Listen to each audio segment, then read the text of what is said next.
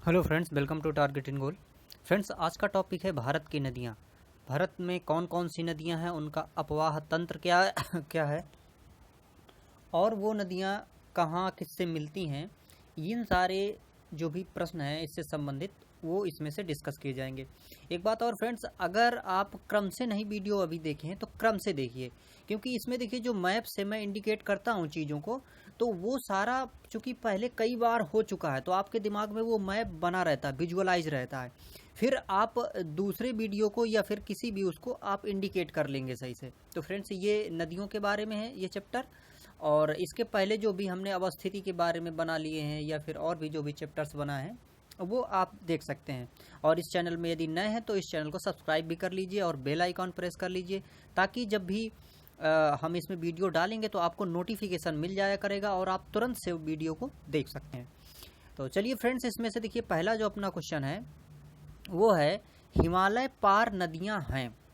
जब हमने हिमालय के बारे में पढ़ा था तो हमने ये बात की थी कि जो अभी जो हिमालय है उसमें से जो ट्रांस हिमालय था, ट्रांस हिमालय एक्चुअली हिमालय का पार्ट नहीं था, वो हिमालय से पहले बना था। ठीक है, तो हिमालय से पहले यदि बना है तो वहीं देखिए इसी से संबंधित जुड़ा हुआ ये क्वेश्चन है। तो इसीलिए मैं बोलता हूँ फ्रेंड्स कि क्रम से, अगर आप क्रम से पढ़ते जा रहे हैं तो वो सारा आपको आधार देता जाएगा और आप सीढ़ी दर सीढ़ी फ्रेंड्स आगे बढ़ते जाएंगे। तो देखिए हिमालय पार नदियों की बात कर रहा है, तो हिमालय पार मतलब वो ऐसी नदियां होंगी जो अपने मुख्य हिमालय से नहीं निकल के ट्रांस हिमालय से निकल रही होंगी। ऑप्शन देखिए, सतलज सिंधु गंगा, दूसरा है ब्रह्मपुत्र सिंधु सतलज, तीसरा है ब्रह्मपुत्र सिंधु गंगा, और चौथा ऑप्शन है ब्रह्मपुत्र सतलज और गंगा। अब बताइए इसमें से कौन सा सही होगा फ्रेंड्स? तो फ्रेंड्स इसमें डेफिनेटली दूसरा सही होगा। क्यों? इसमें देखिए क्या है, ब्रह्मपुत्र, सिंधु और सतलज, ये जो तीनों नदियां हैं, ये तीनों नदियां कहाँ से निकलती हैं? ये अपने मुख्य हिमालय से नहीं निकलती हैं फ्रेंड्स, ये निकलती हैं इधर से। देखिए मैं आपको दिखाता हूं, यहाँ पर देखिए ये जो जगह है ये है मानसरोवर झील। यहाँ पे चोमायुंग करके एक ग्लेशियर भी है, चुंगलुंग करके ऐसे कुछ नाम है उसका, और यहाँ पर ये मानसरोवर झील है। तो देखिए इसी मानसरोवर झील के पास से यहाँ से ये ऊपर को निकल गई सिंधु, फिर इसके बाद में इधर को ये ऐसे निकल जाती है जो अपनी नदी इधर ये ब्रह्मपुत्र, और एक नदी यहाँ से निकल के और इधर से प्रवेश करती है जिसको हम कहते हैं सतलज। तो ये तीनों नदियाँ फ्रेंड्स इस मानसरोवर से निकलती हैं। इसका मतलब है ये जो नदियाँ हैं ये पार हिमालय की नदी हैं। अगर ऐसे पूछे कि पार नदियाँ या पार हिमालय की नदियाँ निम्न में से कौन है, ये कौन सी हैं, तो आपको फ्रेंड्स ज्ञात हो जाएगा आप आसानी से। एक बात और कि देखिए जो नदियाँ हैं तो नदियों का जो डिवीज़न है, नदियों को बांटने का जो तरीका है वो एक तो इसी तरह से देखिए बांट दिया गया, पार हिमालय हो गई और हिमालय वाली हो गई। एक चीज और हो गई कि अगर भारत के कंटेक्स्ट में देखें तो भारत में मुख्यतः जो नदियों का प्रभाव है वो दो जगह से है।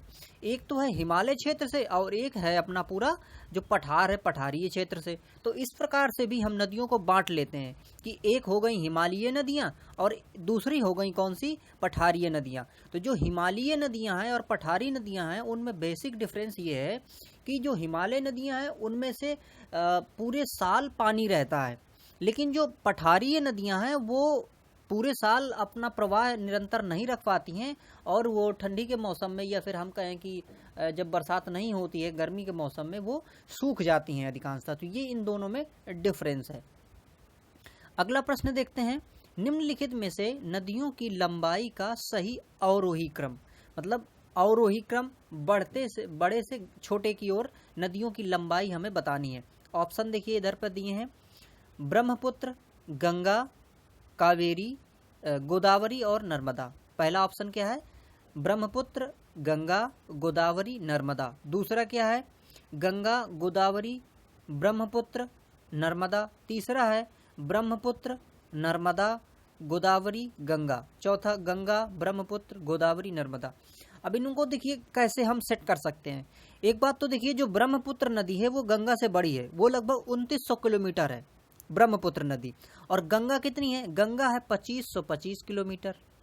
तो इस प्रकार से हमें एक बात तो पता चल गई कि जो शुरू में गंगा वाले जो दिए हैं ये क्रॉस हो गए। अब देखिए फिर आते हैं इधर पे, तो अब ये दो ऑप्शन अपने पास बचे जिसमें हमें देखना है ब्रह्मपुत्र और गंगा और ब्रह्मपुत्र और नर्मदा। तो डेफिनेटली फ्रेंड्स नर्मदा से गंगा बड़ी है, इसलिए ये पहला ऑप्शन आसानी से आप इसको मार्क कर सकते हैं। अगला देखिए, भारत की बृहत्तम नदी, भारत की सबसे बड़ी नदी कौन सी है? ऑप्शन है गोदावरी, कृष्णा, महानदी, गंगा। डेफिनेटली गंगा है ना। गंगा का जो अपवाह क्षेत्र है सबसे ज़्यादा है और भारत में बहने वाली सबसे लंबी नदी है ये, जिसकी माप 2525 किलोमीटर है फ्रेंड्स। गंगा नदी को बांग्लादेश में किस नाम से जाना जाता है? अब देखिए इसमें से ऑप्शन दिए हैं आपके पास पद्मा, जमुना, मेघना, सांगपो। तो इसका ऑप्शन सही है फ्रेंड्स ये पद्मा। अब देखिए इसका पूरा अपवाह है कैसे और इसका अपवाह में इसके नाम किस किस तरह से हैं, इसको थोड़ा सा यहाँ समझने की कोशिश करते हैं फ्रेंड्स। देखिए ये है भारत का मैप और इसमें से ये क्षेत्र है जहाँ से कि गंगा निकलती है और ये क्षेत्र है कहाँ, उत्तराखंड का। तो उत्तराखंड से गंगा निकलती है। अब यहाँ पर देखिए यहाँ से एक धारा इसकी चलती है जिसको हम भागीरथी कहते हैं और एक धारा यहाँ से चलती है जिसको हम अलकनंदा कहते हैं। तो भागीरथी जो मूल है यही है गंगा का उद्गम, जिसे हम गंगोत्री या गोमुख कहते हैं। यहाँ से ये दोनों नदियाँ, एक इधर से अलकनंदा और यहाँ से भागीरथी, ये दोनों आती हैं और यहाँ पे देवप्रयाग में ये दोनों मिल जाती हैं। देवप्रयाग में मिलने के बाद में इनका नाम यहाँ से हो जाता है गंगा। तो देखिए शुरुआती यहाँ पे भागीरथी नाम था, फिर यहाँ से जब ये दोनों देवप्रयाग में मिल गई तो प्रश्न ये भी पूछता है कि गंगा जो अपनी अलकनंदा है और भागीरथी ये कहाँ पे मिलती हैं? तो यहाँ पे देवप्रयाग में मिल जाएंगी ये। फिर नीचे आती हैं ये गंगा के नाम से। अब देखिए ये यहाँ पर बहती रहती है और आगे ये जब पहुँचती है फ्रेंड्स इधर पे देखिए, ये जब यहाँ से बिहार से आगे झारखंड में भी छोटा सा ये मतलब अपना क्षेत्र रखती है और इसके बाद ये इधर से ये चली जाती है बंगाल में। तो जैसे ये बंगाल में प्रवेश करती है फ्रेंड्स तो इसकी दो धाराएं बढ़ जाती हैं। एक धारा इसकी नीचे को बढ़ जाती है और एक धारा इसकी अंदर इधर बांग्लादेश की ओर मुड़ जाती है।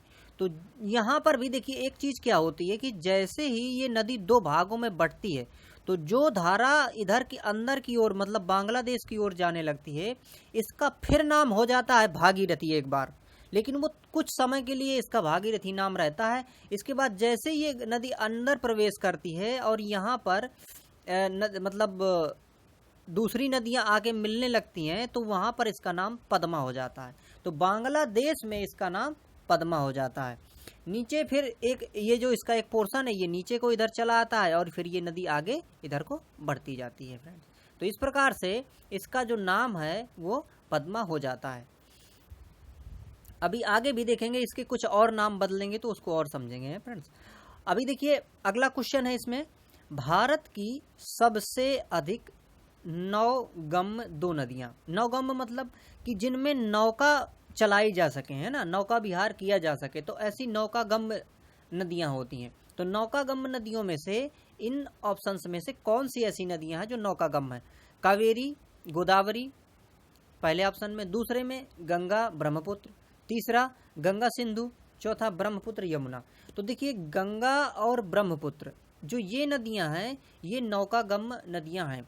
इसमें से आप जानते होंगे फ्रेंड्स कि अपना जो ये हल्दिया से लेके प्रयागराज या फिर इलाहाबाद तक यहाँ पर राष्ट्रीय जल मार्ग संख्या 1 है और यहाँ से अभी हल्दिया से बनारस तक एक बोट और कंटेनर भी लाया गया था। तो ये यहाँ पर इस प्रकार से नौकागम्य है और भी नौकागम्य बनाने की कोशिश की जा रही है ताकि हमारा जो माल की ढुलाई है वो सस्ती हो सके, क्योंकि जल से ढुलाई करने में सस्ती भी पड़ता है थोड़ा सा ढोने में और प्रदूषण भी नहीं होता है।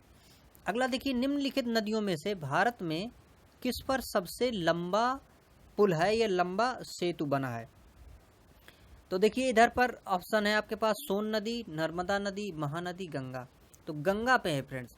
गंगा पे जब आप जाते हैं पश्चिम बंगाल में तो पश्चिम बंगाल में जो नदी है इसी का जो पार्ट है जो हमने अभी बात की थी कि नीचे की ओर वो चली आती है, तो वहीं पर सबसे बड़ा ब्रिज इसमें से बनाया गया है।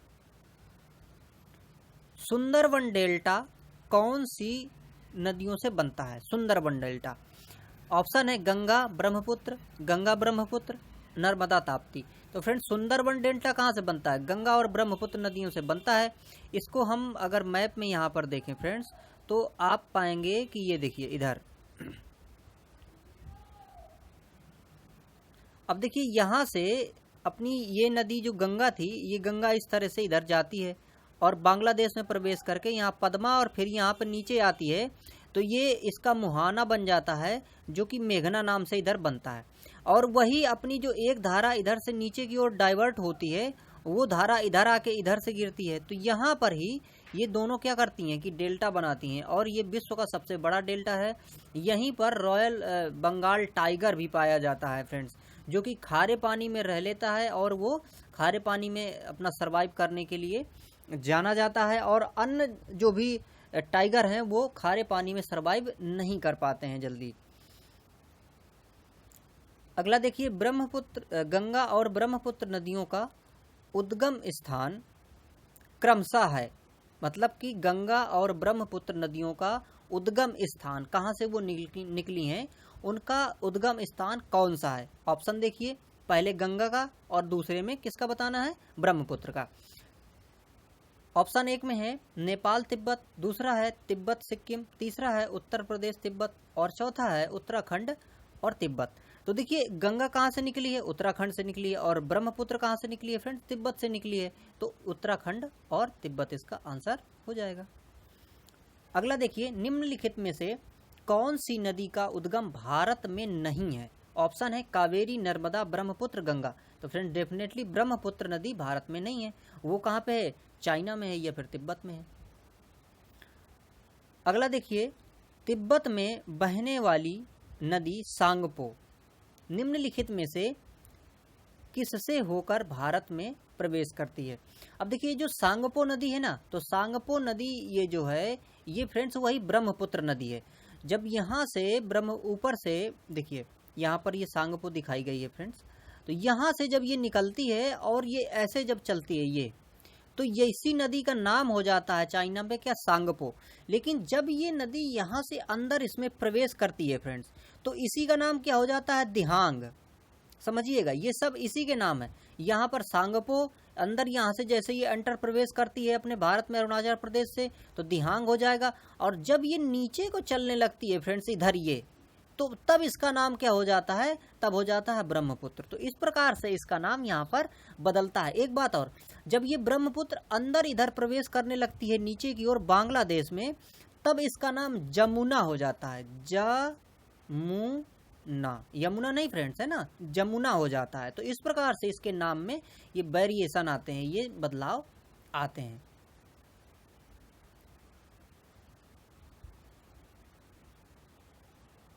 अब देखिए इसमें तिब्बत, हाँ तो यही था फ्रेंड्स कि तिब्बत में बहने वाली नदी सांगपो निम्नलिखित में से किससे होकर भारत में प्रवेश करती है? असम, सिक्किम, अरुणाचल प्रदेश, मणिपुर। तो ये कहाँ से? अरुणाचल प्रदेश से एंटर करती है, उसमें प्रवेश करती है। और इसके हमने नाम भी थोड़े से देख लिए कि कौन कौन से इसके नाम हो सकते हैं।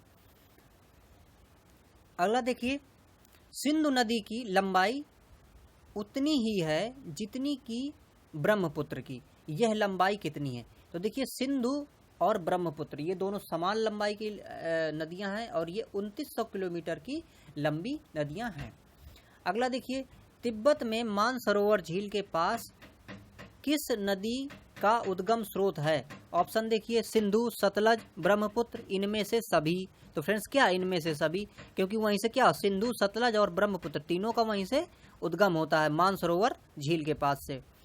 अगला देखिए, विश्व का सबसे बड़ा नदीय द्वीप माजुली का निर्माण करने वाली नदी कौन सी है? मतलब जो माजुली द्वीप है वो किस नदी के द्वारा निर्मित किया गया है? ऑप्शन देखिए, ब्रह्मपुत्र, कावेरी, गोदावरी, इधर ये चौथा ऑप्शन था फ्रेंड्स ब्रह्मपुत्र। तो यहाँ पर ऑप्शन है अपने जो कृष्णा, कावेरी, गोदावरी, ब्रह्मपुत्र। तो ब्रह्मपुत्र नदी क्या है? उसी पे ये निर्माण हुआ है माजुली द्वीप का। और ये माजुली द्वीप विश्व का सबसे बड़ा नदी ये द्वीप है। और द्वीप क्या होते हैं? ऐसा क्षेत्र जो, ऐसा भूखंड या ऐसा भूखंड क्षेत्र जो चारों ओर से जल से घिरा हो, उसे हम द्वीप कहते हैं। निम्नलिखित में से कौन सी नदी दक्षिण से उत्तर की ओर प्रवाहित होती है? दक्षिण से उत्तर की ओर प्रवाहित होती है कौन सी नदी? ऑप्शन है गोदावरी, कावेरी, कृष्णा और बेतवा। अब देखिए फ्रेंड्स, यहाँ पर इस मैप में देखिए आप, तो यहाँ पर ये जो नदियां हैं, तो इसमें से पूछ क्या रहा था कि दक्षिण से उत्तर की ओर प्रवाहित होती है। तो दक्षिण से उत्तर की ओर ये देखिए, ये बेतवा देखिए, और ये बेतवा किसकी सहायक नदी है? ये है फ्रेंड्स यमुना की सहायक नदी, और ये नीचे से ऊपर की ओर प्रवाहित होती है। और एक चीज की, इधर का ये जो पोर्शन है और यहाँ की जो भी नदियां हैं मालवा के पठार की, तो ये सारी नदियां ऊपर की ओर प्रवाहित होती हैं, क्योंकि इसका जो ढाल है वो ऐसा ही है। तो ढाल के कारण ये इस तरह से नदी प्रवाहित होती है, और यहाँ पर ये यमुना नदी में आके इसमें से मिल जाती है फ्रेंड्स। और ये देखिए चंबल नदी भी है, तो चंबल नदी भी यहाँ पर आके इसमें से मिलती है। और ये बेतवा नदी यमुना में मिलती कहाँ है फ्रेंड्स? ये मिलती है हमीरपुर में, है ना। उत्तर प्रदेश का हमीरपुर जो जिला है, वहीं पर बेतवा नदी यमुना नदी से आके आपस में दोनों मैच कर, मतलब मिल जाती हैं, दोनों का संगम वहीं पर हो जाता है। अगला देखिए, निम्न में से किस नदी को बिहार का शोक कहा जाता है? ऑप्शन है गंडक, कोसी, सोन और गंगा। तो आप जानते होंगे फ्रेंड्स ये कि कोसी को कहा जाता है, क्योंकि ये नेपाल से निकलती है, और जब वो नीचे की ओर आती है फ्रेंड्स, तो अपने साथ बहुत सारा मलबा ले आती है, और अपना ही वो जो उसका जो मुहाना है या उसका जो बहाव क्षेत्र है, उसी को रोक लेती है अपने मलबे से। फिर इसके बाद वो अपना रास्ता बदल लेती है, तो इसको, इसका बिहार का शोक कहा जाता है। निम्न में से कौन सी नदी हिमालय से परे की नदी है, हिमालय पार नदी है? ऑप्शन है गंगा, यमुना, सतलज और रावी। तो कौन सा है? सतलज नदी पार है। निम्नलिखित नदियों में से कौन एक विनाशक नदी कहलाती है? मतलब विनाशक नदी कौन सी कहलाती है? ऑप्शन है नर्मदा, तापी, कोसी और गंडक। तो आप जानते हैं कोसी को बिहार का शोक कहते हैं, तो विनाशक नदी है। निम्नलिखित में से कौन नदी बंगाल का शोक कहलाती है फ्रेंड्स? जो अपना बंगाल या पश्चिम बंगाल का जो क्षेत्र है, कौन सी नदी उसका शोक कहलाती है? ऑप्शन देखिए सोन, गंडक, हुगली और दामोदर। देखिए ये जो हुगली नदी है, ये हुगली नदी क्या है फ्रेंड्स कि वो जो अपनी गंगा नदी थी, और गंगा नदी का एक जो नीचे की ओर, जो अभी हम बात कर रहे थे कि ये नीचे की ओर एक धारा कटती है, उसी का नाम है हुगली। और एक इधर को अंदर जो जाती थी, तो उसका नाम हमने पद्मा दिया था। और लेकिन यहाँ पर क्या है कि अगर बंगाल की शोक की बात करें, तो वहां पर हुगली ना होके कौन सी है? दामोदर है। अब ये जो दामोदर नदी है फ्रेंड्स, ये झारखंड से निकलती है, लेकिन इसके बहाव क्षेत्र में थोड़ा सा निरंतरता नहीं है। तो ये क्या करती है कि बंगाल वाले क्षेत्र में आके काफी ज्यादा उत्पात मचा देने लगी थी, तभी इसको दामोदर को बंगाल का शोक कहते हैं। लेकिन अब क्या किया गया है कि इसमें बहुत सारे बांध बना दिए गए हैं, तो अब ये कंट्रोल्ड है। अगला देखिए, वे दो प्रमुख नदियां कौन सी हैं जो अमरकंटक पठार से निकलती हैं? ऑप्शन है, और इसमें से और भी वो था कि मतलब वहां से निकलती हैं और अलग अलग दिशाओं में बहती हैं। ऑप्शन देखिए चंबल बेतवा, चंबल सोन, नर्मदा सोन, नर्मदा और बेतवा। तो देखिए ये जो अपना अमरकंटक का पठार है, जो मध्य प्रदेश और छत्तीसगढ़ के क्षेत्र में फ्रेंड्स पाया जाता है, यहाँ से एक अरी प्रवाह बनता है। अरी प्रवाह क्या होता है कि जैसे एक ये ऊंचाई वाला क्षेत्र है, और यहाँ से इस तरह से अगर नदियां बह रही हैं, तो इसको हम कहते हैं अरी प्रवाह।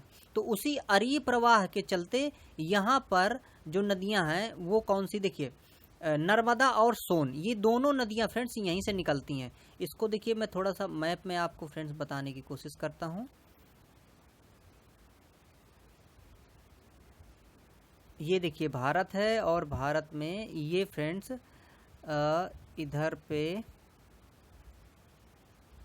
मैकाल श्रेणी,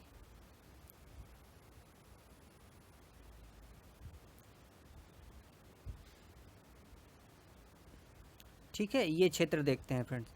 तो यहाँ पर देखिए ये जो नदी है इधर से, ये मैकाल और ये वाला क्षेत्र, तो ये वाला जो क्षेत्र है यहाँ से देखिए ये ऐसे जाती है इधर को नर्मदा, और ऊपर की ओर इधर को ये चली जाती है सोन नदी, सोन में ही देखिए फिर आप देखेंगे कि उसकी सहायक नदी यहाँ पे रिहंद है, तो रिहंद में गोविंद सागर बल्लभ बांध बनता है, ये सब होता है। तो इस प्रकार से इधर को ये बह जाती है, इधर को ये बह जाती है।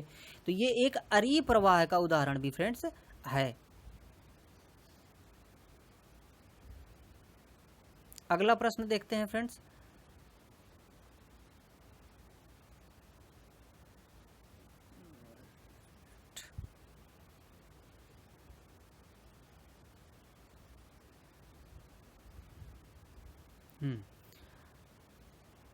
तो ये हो गया फ्रेंड्स कि ये था। अब आगे चलते हैं। ये देखिए, हाँ, तवा किसकी सहायक नदी है? तो देखिए ऑप्शन है नर्मदा, तापी, महानदी, गोदावरी। तो ये जो तवा नदी है फ्रेंड्स, ये नर्मदा की सहायक नदी है। और नर्मदा कहाँ से निकलती है? अमरकंटक से निकलती है। इसकी एक और विशेषता है फ्रेंड्स, ये देखिए सारी जो नदियां हैं, तो नदियों को जब बहाव है, तो पठारी जो नीचे की नदियां हैं उनका बहाव इस तरह से है, और यहाँ पर ये जो मालवा की नदियां हैं, मालवा पठार की, इनका ऊपर की ओर बहाव है, इधर को है। लेकिन यहाँ पर ये नर्मदा और तापी ये देखिए, ताप्ती, नर्मदा और ताप्ती, ये दो नदियों का जो बहाव है फ्रेंड्स वो इस ओर है। तो ये इसकी अलग से एक प्रकार से हम विशेषता कह सकते हैं कि ऐसा है। और तवा जो नदी है वो किसकी? नर्मदा की वो सहायक है। अगला देखिए, निम्नलिखित में से कौन सी नदी प्रारंभ में अरुण नदी के नाम से जानी जाती है? तो अरुण नदी के नाम से किसको जानते हैं फ्रेंड्स? कोसी को जानते हैं, ठीक है। और ये वो उधर का अपना बिहार का शोक भी कहलाती है। निम्नलिखित में से किस नदी को उड़ीसा का शोक कहते हैं? उड़ीसा में कौन सी नदी है, कौन सी नदी उत्पात वहां करती है? तो ऑप्शन देखिए, महानदी, ब्राह्मणी, बैतरणी, दामोदर। तो महानदी फ्रेंड्स उड़ीसा की नदी है, और ये वहां पर इस तरह से शोक कहलाती है। इंदौर के समीप स्थित जाना पाव पहाड़ी स्रोत है, मतलब कि जाना पाव पहाड़ी जो स्रोत है वो किसका उद्गम है? ऑप्शन देखिए, तापी नदी का, चंबल नदी का, माही नदी का, या फिर महानदी का। तो फ्रेंड चंबल नदी जो है, चंबल नदी कहाँ से निकलती है? जान पाव पहाड़ी से निकलती है। अगला देखिए, भारत की लवण नदी, ऐसी नदी जो नमकीन है, वो नदी कौन सी है? माही, लूनी, बनास, साबरमती। तो लूनी नदी है फ्रेंड्स। लूनी नदी क्या है कि ये जो राजस्थान है वहाँ से निकलती है, और ये पूरी तरह से सागर में नहीं जा पाती है। हालांकि ये जो गुजरात का जो कच्छ का दलदल है उसी में ये समाहित हो जाती है, और ये नमकीन नदी है ना, क्योंकि इसमें से उस क्षेत्र में चूंकि ज़्यादा नमक पाया जाता है, तो इसलिए वो नमकीन नदी है। ये लवण युक्त नदी है। कौन सी नदी भेड़ा घाट के समीप कपिल धारा जलप्रपात बनाता है? तो कपिल धारा जलप्रपात किस नदी के द्वारा बनाया जाता है और कहाँ पे? भेड़ा घाट के समीप। ऑप्शन है नर्मदा, तापी, गोकक, शरावती। तो देखिए नर्मदा जो नदी है, इसी में ये कपिल धारा जो जलप्रपात है ये बनता है फ्रेंड्स, और ये भेड़ा घाट के नाम से जाना जाता है। और ये बहुत ही सुंदर जलप्रपात है। इसमें से जैसे कपिल धारा है, दूध धारा है, तो इस तरह के जलप्रपात बनाए जाते हैं किसके द्वारा? नर्मदा के द्वारा। निम्नलिखित में से कौन सी नदी ज्वारनद मुख का निर्माण करती है? ज्वारनद मुख। अब देखिए नदियां जो हैं वो दो तरह की उनका निर्माण करती हैं। एक तो डेल्टा बनाती हैं, एक ज्वारनद मुख या फिर एस्चुरी बनाती हैं।